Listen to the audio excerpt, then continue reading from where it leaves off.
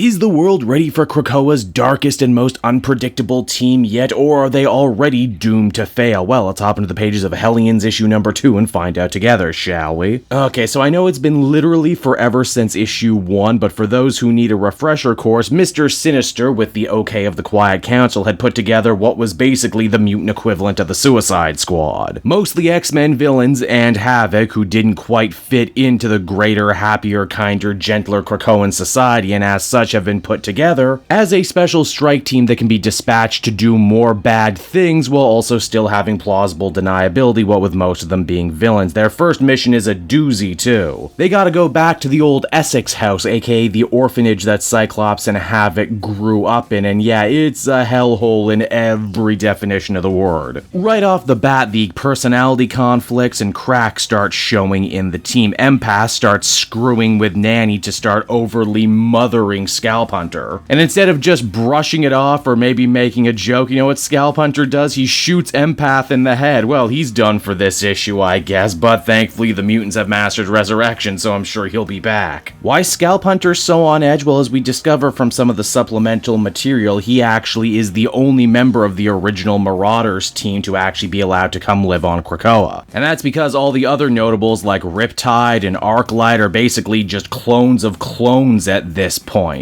Mister Sinister pretty much turned their genes into an open sewer, and because of that, they don't want to actually introduce that into their new Krakoan ecosystem. For such a utopian society, that sounds a little gene elitist, does it not? Of course, Scalp Hunter won't have to wait long for a reunion with his old teammates. As the Hellions begin to try and clean up Mister Sinister's cloning mess, they come face to face with the OG team. And they are looking way rougher than usual, and that is because they've been turned into the zombie thralls of one Madeline Pryor, aka the Goblin Queen, aka the evil clone of Jean Grey, as well as the former lover of Havoc, who really, this is the last thing he needed right now, being forced to come back to his abusive childhood home. This poor guy cannot catch a break, it seems. A massive fight ensues, and right away we can see that the Hellions are totally outmatched in this scenario, mainly because they're a team that's not fighting as a team. Nanny really isn't exactly built for combat, and the Orphan Maker spends way too much time protecting Nanny than he does actually fighting off the enemies. Havoc is in the clutches of PTSD right now, and Scalp Hunter won't actually shoot any of his zombified former compatriots. The only person who even has their head even kind of on straight is Psylocke. She was brought into this team to be their handler, and already everything is falling apart around her. She tries to fall back so she doesn't get captured. And it's right around here she remembers what we as the reader remember, and that is, wait, wasn't there another member of the team? Oh yeah, that's right, Wildchild. He just stood back during all the violence. And because he quite literally has the brain of an animal now that his handler is hurt, instead of actually,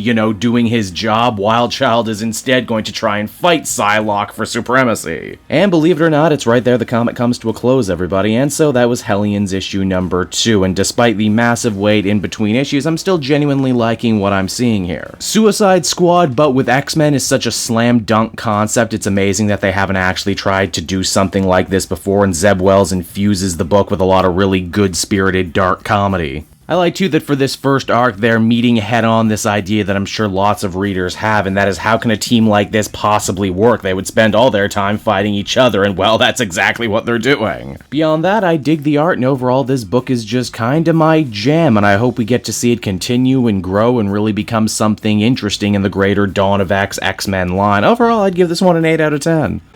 Hey there everyone, it's your old pal Cape Joel, and if you're seeing me right now, that means you watched to the end of the video, which I am very appreciative of. It really helps drive engagement and retention and all that other good YouTube stuff. So does liking and commenting. Wink wink. If you like my content too, you should check out my Patreon page. We just redid all the tiers, so there's a ton of great rewards. You can become a patron for as little as $1 a month, and well, it would just really help me out. It's never expected, but always appreciated. So until next time everyone, I've been Cape Joel, and I will see you next time. Bye-bye.